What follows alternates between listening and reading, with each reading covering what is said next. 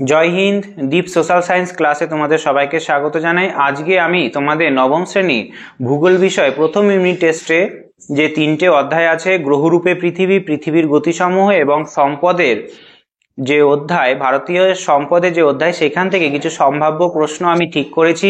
তোমরা যদি এই প্রশ্নগুলো দেখো তাহলে পরীক্ষায় অবশ্যই অনেক প্রশ্ন কমন পাবে।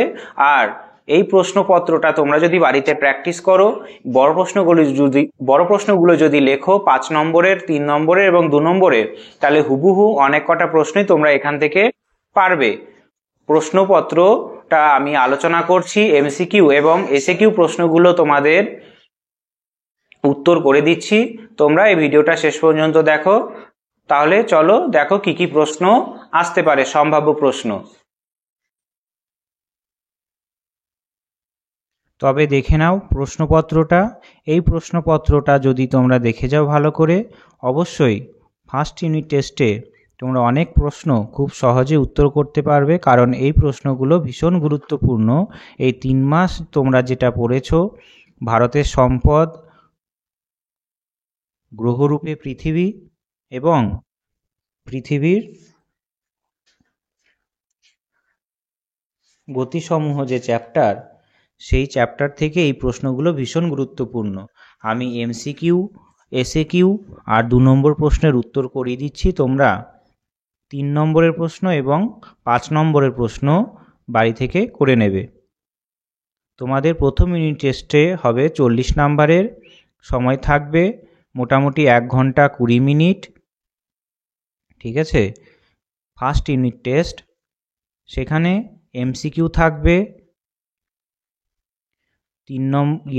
1 নম্বরের প্রশ্ন থাকবে, শূন্যস্থান থাকবে, শুদ্ধ অশুদ্ধ থাকবে, 2 নম্বরের প্রশ্ন থাকবে এবং 3 আর 5 নম্বরের প্রশ্ন থাকবে। তবে দেখে নাও গুরুত্বপূর্ণ প্রশ্নগুলো কি কি আছে। প্রথম প্রশ্ন হলো, পৃথিবী সূর্যের চারদিকে ঘোরে প্রথম কে বলেন? এটা বলেছিল কোপার্নিকাস। এই কোপার্নিকাস প্রথম বলেছিল পৃথিবী সূর্যের চারিদিকে ঘোরে। পৃথিবীর মেরুদেশীয় ব্যাস হল 12,800 কিমি, 12,714 কিমি, 12,757 কিমি, 6,400 কিমি। এটার উত্তর হবে 12,714 কিমি। 12,757 কিমি এটা হলো নিরক্ষীয় ব্যাস। অনুসুর অবস্থানে উত্তর গোলার্ধে কি দেখা যায়? অনুসুর অবস্থানে উত্তর গোলার্ধে দেখা যায়। অনুসুর অবস্থান কবে হয়? 3রা জানুয়ারি। জানুয়ারিতে আমাদের এখানে কি থাকে? গ্রীষ্মকাল, শরৎকাল, শীতকাল, বসন্তকাল। উত্তর হবে শীতকাল। আর অপসুর অবস্থান কবে হয়? 4ই জুলাই। তখন আমাদের এখানে থাকে বর্ষাকাল, মোটামুটি গ্রীষ্মকাল। সূর্যের উত্তরায়ণ শুরু হয় কবে? 22শে ডিসেম্বর, 23শে ডিসেম্বর, 21শে জুন, 22শে জুন তারিখে। উত্তরায়ণ মানে সূর্যের আপাত চলন ধীরে ধীরে উত্তর দিকে আসতে থাকে। সূর্যের আলোটা লম্বভাবে উত্তর দিকে পড়া শুরু করে। তাহলে এর উত্তর হবে 22শে ডিসেম্বর। অর্থাৎ 22শে ডিসেম্বরের পর থেকেই সূর্য কি হয়? উত্তর দিকে আসতে শুরু করে। 22শে ডিসেম্বর তাহলে কোথায় সূর্য কিরণ দেয় সব থেকে বেশি? লম্বভাবে মকরক্রান্তি রেখায়, অর্থাৎ দক্ষিণ গোলার্ধে। ঠিক আছে, এর উত্তর হবে 22শে ডিসেম্বর। তারপরের প্রশ্ন হলো 5 নম্বরে, প্রথম সূর্যোদয় হয় ভারতের রাজস্থানে, তামিলনাড়ুতে, পশ্চিমবঙ্গে, অরুণাচল প্রদেশে। মনে রাখবে, ভারতের সবথেকে প্রথম সূর্যোদয় হয়, অর্থাৎ সূর্য দেখা যায় অরুণাচল প্রদেশ থেকে। আর সবথেকে শেষে সূর্যোদয় হয় গুজরাটে। অরুণাচল প্রদেশ ভারতের সবথেকে পূর্বতম রাজ্য, আর গুজরাট হলো ভারতের পশ্চিমতম রাজ্য। আন্টার্কটিকা মহাদেশে খনিজ পদার্থ যে ধরনের তা হলো প্রাকৃতিক, সহজলভ্য, দুষ্প্রাপ্য, নিরপেক্ষ উপাদান। আন্টার্কটিকা মহাদেশ মানুষ শুধুমাত্র গবেষণার জন্য যায়, সেখানে সম্পূর্ণরূপে বরফে ঢাকা, তাই সেইখানকার খনিজ সম্পদ এখনও মানুষ বের করতে পারেনি। তাই সেইটা জানে মানুষ সম্পদ, কিন্তু তার আন্টার্কটিকাতে সম্পদ আছে, মানুষ এটা জানে, কিন্তু তবু সেটা উদ্ধার করতে পারেনি। তাই এটা হবে কি নিরপেক্ষ উপাদান। নিরপেক্ষ উপাদান বলতে যে সমস্ত সম্পদ মানুষ জানে সম্পদ, কিন্তু এখনও সেটাকে ব্যবহার করতে পারেনি, উদ্ধার করতে পারেনি, তাকে বলে নিরপেক্ষ সম্পদ। মানুষের যত টেকনোলজি উন্নত হবে দিন দিন সেই নিরপেক্ষ উপাদান সম্পদে পরিণত হবে। ভারতের বৃহত্তম কয়লা খনির নাম কি? ভারতের বৃহত্তম কয়লা খনির নাম হলো ঝরিয়া, কুদ্রেমুখ, নেভেলি, রানীগঞ্জ। এটার উত্তর হবে ঝরিয়া। ঝরিয়া হলো ভারতের বৃহত্তম কয়লা খনি, যেটা আছে কোথায়? ঝাড়খণ্ডে। ঝাড়খণ্ডের ঝরিয়া হলো ভারতের বৃহত্তম কয়লা খনি।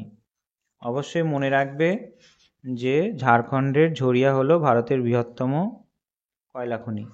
এর পরের প্রশ্ন দিয়েছে, ভারতের প্রথম পারমাণবিক বিদ্যুৎ কেন্দ্র কি হবে? ভারতের প্রথম পারমাণবিক বিদ্যুৎ কেন্দ্র হবে তারাপুর। মহারাষ্ট্রের তারাপুর হলো ভারতের প্রথম তাপবিদ্যুৎ পারমাণবিক বিদ্যুৎ কেন্দ্র। মহারাষ্ট্রের তারাপুর হলো ভারতের প্রথম পারমাণবিক বিদ্যুৎ কেন্দ্র। আর আগের প্রশ্ন 6 নম্বরের প্রশ্নের যে কুদ্রেমুখ আর নেভেলি দিয়েছে, এই তিনটে শব্দ কিন্তু গুরুত্বপূর্ণ। রানীগঞ্জও গুরুত্বপূর্ণ। মনে রাখবে ভারতের প্রথম কয়লা উত্তোলন হয় রানীগঞ্জ, পশ্চিম বর্ধমানের একটা জায়গা রানীগঞ্জে ভারতের প্রথম কয়লা উত্তোলন হয়। ঠিক আছে। আর কুদ্রেমুখ হলো ভারতের উৎকৃষ্ট মানের ম্যাগনেটাইট খনি, লোহা সব থেকে ভালো রকম পাওয়া যায় এই কুদ্রেমুখ কর্ণাটকের চিকমাগালুর জেলার কুদ্রেমুখে ভারতের সব থেকে ভালো লোহা পাওয়া যায়, ম্যাগনেটাইট জাতীয় লোহা পাওয়া যায়। সেটা কোথায়? কুদ্রেমুখে। আর নেভেলি হলো ভারতের একমাত্র খনি যেখানে কি পাওয়া যায়? এখানে পাওয়া যায় লিগনাইট কয়লা। ঠিক আছে, লিগনাইট কয়লা এই তামিলনাড়ুর নেভেলিতে পাওয়া যায়। তাই এই 3-4টে শব্দ ভীষণ গুরুত্বপূর্ণ, তোমরা মনে রাখবে। ঝরিয়া ভারতের বৃহত্তম কয়লা খনি, কুদ্রেমুখ হলো ভারতের বৃহত্তম উৎকৃষ্ট মানের লোহা আকরিক পাওয়া যায় ম্যাগনেটাইট, নেভেলি হলো তামিলনাড়ুতে লিগনাইট কয়লা খনি। ঠিক আছে। আর রানীগঞ্জ হলো ভারতের প্রথম কয়লা খনি। তাই ঝরিয়া, নেভেলি, রানীগঞ্জ সবকটাই কয়লার সঙ্গে যুক্ত। একমাত্র কুদ্রেমুখ হলো ভারতের উৎকৃষ্ট মানের লোহা পাওয়া যায় ম্যাগনেটাইট লোহা, যেটা কোথায় আছে? কর্ণাটকে চিকমাগালুর জেলায়।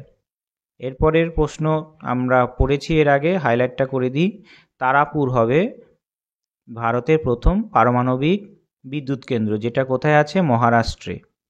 এরপর আছে একটি বা দুটি শব্দে উত্তর দাও, যে কোনো তিনটি। এক কথায় উত্তর দিতে হবে। সৌরজগতে কোন গ্রহের উপগ্রহের সংখ্যা সর্বাধিক? সৌরজগতের সবথেকে উপগ্রহ আছে বৃহস্পতির, 65টা উপগ্রহ আছে।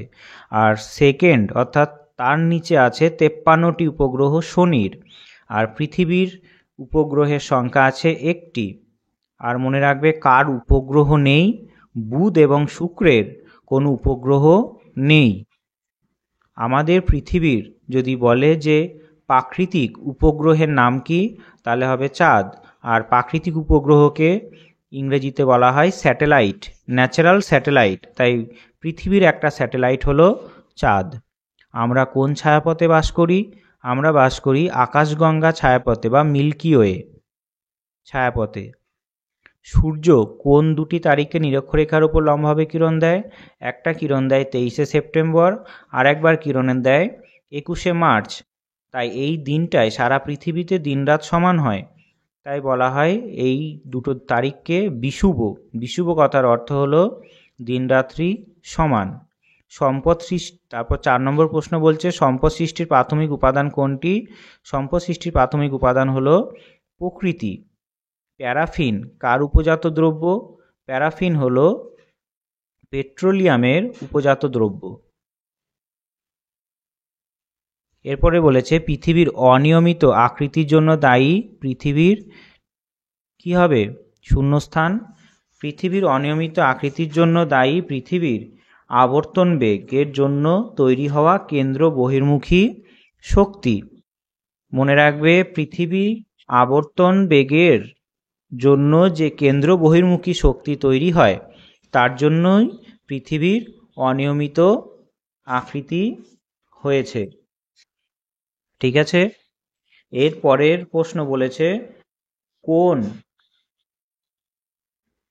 ড্যাশ ও শুক্র গ্রহের কোন উপগ্রহ নেই। তাহলে এর উত্তর হবে কি, এর আগে আমি বললাম, এর উত্তর হবে বুধ। বুধ ও শুক্রের কোনো উপগ্রহ নেই। ঠিক আছে, বুধ এবং শুক্রের কোনো উপগ্রহ নেই।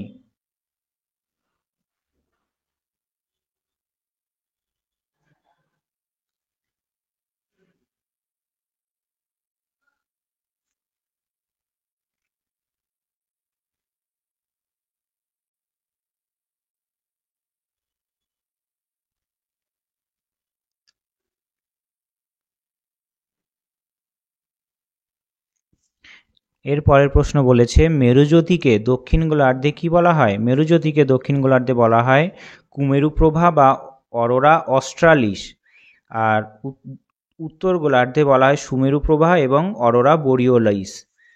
ঠিক আছে, মাঝরাতে যে নিশীথ সূর্যের দেশ বলা হয় নরওয়েকে, সেইখানে এটা দেখা যায়। আকাশে বিভিন্ন রঙের বাহার দেখা যায়, বিভিন্ন রঙের কালার আকাশে সারা আকাশ জুড়ে দেখা যায়।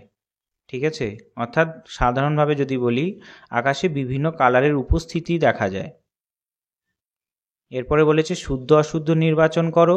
পৃথিবী তার অক্ষের সঙ্গে 63.5 ডিগ্রি হেলে আছে। পৃথিবী তার অক্ষের সঙ্গে 63.5 ডিগ্রি হেলে নেই, তার তলের সঙ্গে আছে 63.5 ডিগ্রি আর অক্ষের সঙ্গে আছে 23.5 ডিগ্রি। 1 ডিগ্রি দ্রাঘিমা পরিবর্তনের সময়ের পরিবর্তন হয় 15 মিনিট। না, ভুল, অশুদ্ধ, কারণ 1 ডিগ্রি দ্রাঘিমা পরিবর্তনের সময়ের পরিবর্তন হয় 4 মিনিট। 3 নম্বরে প্রশ্ন কি দিয়েছে, ধ্রুব তারার কৌণিক মান সব থেকে বেশি হয় উত্তর মেরুতে। ঠিক, মানে শুদ্ধ। ধ্রুব তারাকে 90 ডিগ্রিতে দেখা যায় উত্তর মেরুতে। যত নিরক্ষরেখার দিকে আসা যায় তার কৌণিক মান কমতে থাকে। তারপরের প্রশ্ন বলেছে চন্দ্রগ্রহণের সময় চাঁদের ওপর পৃথিবীর ছায়া পড়ে। এটাও শুদ্ধ হবে, যে চন্দ্রগ্রহণ যখন হয় চাঁদের ওপর পৃথিবীর ছায়া পড়ে।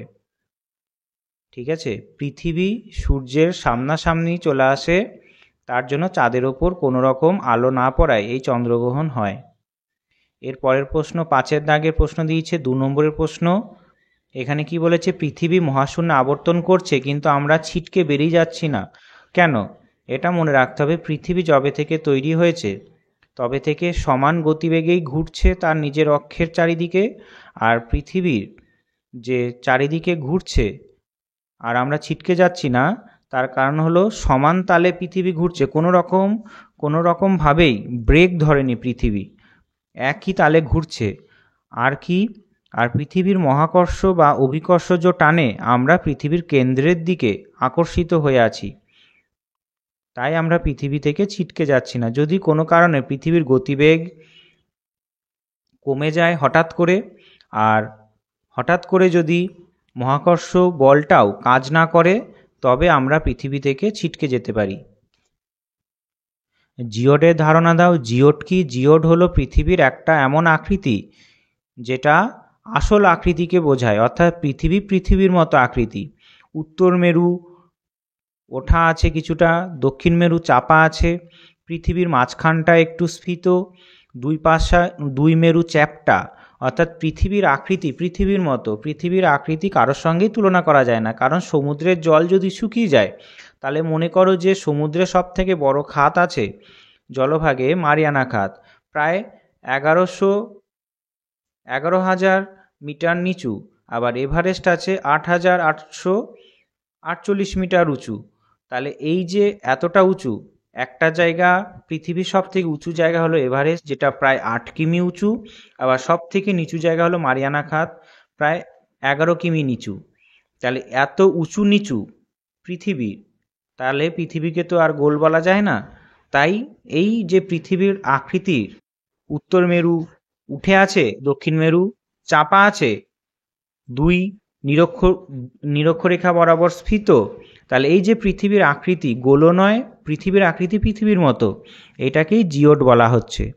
পৃথিবীর সর্বোচ্চ স্থানের নাম কি? এটি কোন দেশে আছে? পৃথিবীর সর্বোচ্চ স্থানের নাম কি? আমরা একটু আগেই বললাম যে মাউন্ট এভারেস্ট। পৃথিবীর সর্বোচ্চ স্থানের নাম, এটা আছে নেপালে। এবং পৃথিবীর সর্বনিম্ন স্থানের নাম কি? এটি কোন মহাসাগরে আছে? এটা হলো মারিয়ানা খাত, এটা আছে প্রশান্ত মহাসাগরে। হেলিওসেন্ট্রিক ধারণা কি? হেলিওসেন্ট্রিক ধারণা হলো যে পৃথিবী সহ অন্যান্য গ্রহগুলো সূর্যের চারিদিকে ঘুরছে, এটাকে বলা হয় হেলিওসেন্ট্রিক ধারণা। কোপার্নিকাস এই হেলিওসেন্ট্রিক ধারণাকে প্রমাণ দিয়েছেন। আর এর আগে যখন বিজ্ঞান উন্নত হয়নি তখন জিওসেন্ট্রিক ধারণা ছিল, তখন বলা হতো যে পৃথিবী স্থির, বাদবাকি সমস্ত জিনিস পৃথিবীর চারপাশে ঘুরছে, এটাকে বলা হতো জিওসেন্ট্রিক। এরপর আছে 5 নম্বরে পৃথিবীর আবর্তন বেগ আমরা বুঝতে পারি না কেন? তার কারণ হলো পৃথিবী যবে থেকে তৈরি হয়েছে তবে থেকেই ঘুরছে, কোনো রকমভাবে থামেনি। আর পৃথিবীর সঙ্গে সঙ্গে চারপাশে সমস্ত বস্তুও একই তালে ঘুরছে। পৃথিবীর সাপেক্ষে অন্য কোনো বস্তুকে আমরা দেখছি না যে স্থির আছে আর আমরা ঘুরছি। অর্থাৎ পৃথিবীর তালে তালে সবাই ঘোরার জন্য পৃথিবীর আবর্তন বেগ আমরা বুঝতে পারি না। আমরা পৃথিবীর মধ্যে একটা খুব ছোট্ট একটা পিঁপড়ের থেকেও ছোট, পৃথিবীর এত বড় আয়তনের কাছে আমরা কিছুই নয়। তাই এত ছোট্ট প্রাণী হিসাবে পৃথিবীর সমান তালে সবাই ঘোরার জন্য আমরা পৃথিবীর আবর্তন বেগ বুঝতে পারি না। এর ফলে বলেছে উষা এবং গোধূলির 3টি পার্থক্য লেখো। উষা কি? যখন সূর্য ওঠে সকালবেলা, তখন সূর্য ওঠার আগে কিছুটা যে আলো দেখি সেটাকে বলা হয় উষা। আর গোধূলি কি? যখন সূর্য ডুবে যায় তারপরেও যে আলো থাকে সেটাকে বলা হয় গোধূলি। উষাতে কি হয়? উষা হলো সকালের সূচনা করে, আর গোধূলি কি? সন্ধ্যার সূচনা করে। ঠিক আছে? উষা হলো সূর্য ওঠার মুহূর্ত, আর গোধূলি হলো কোনো একটা জায়গায় সূর্য অস্ত যাওয়ার মুহূর্ত। এরপর আছে কি? ছায়াবৃত্ত। ছায়াবৃত্ত বলতে কি বোঝায়? পৃথিবীর যেহেতু গোলীয় আয়তন, তাই সূর্যের আলো সব জায়গায় সমানভাবে পড়ে না। কোনো একটা জায়গায় সূর্য উঠে দিন তৈরি করে, আর কোনো একটা জায়গায় সূর্য অস্ত গিয়ে রাত তৈরি করে। এই যে দিন এবং রাতের সীমানা একটা অর্ধবৃত্তাকার সীমানা দ্বারা চিহ্নিত করা হচ্ছে, এটাকে বলা হয় কি? ছায়াবৃত্ত। অর্থাৎ এই ছায়াবৃত্ত পৃথিবীর দিন এবং রাতের একটা সীমানা। এরপর আছে 3 নম্বরের প্রশ্ন। 3 নম্বরের প্রশ্ন, প্রথম প্রশ্ন দিচ্ছে জিপিএস এর ব্যবহার লেখো। জিপিএস মানে আমরা জানি গ্লোবাল পজিশনিং সিস্টেম। এই জিপিএস দ্বারা কোনো স্থানের অবস্থান, কোনো জায়গার সম্পদের অবস্থান, আমাদের যে কোনো জায়গায় পৌঁছানোর জন্য এই জিপিএস ব্যবহার করা হয়। আমেরিকায় সেনাবাহিনীতে প্রথম এই জিপিএস এর ব্যবহার শুরু হয়েছিল। কোরিওলিস বল কি? পৃথিবীর আবর্তন বেগের জন্য পৃথিবীর ওপরে বায়ু এবং সমুদ্র স্রোত সোজাসুজি না গিয়ে উত্তর গোলার্ধে ডান দিকে বেঁকে যায় এবং দক্ষিণ গোলার্ধে বাঁ দিকে বেঁকে যায়, এটাকে বলা হয় কোরিওলিস বল। এই বল নিয়ত বায়ুকে কি করে? উত্তর গোলার্ধে দক্ষিণ দিকে বাঁকিয়ে দেয় এবং দক্ষিণ গোলার্ধে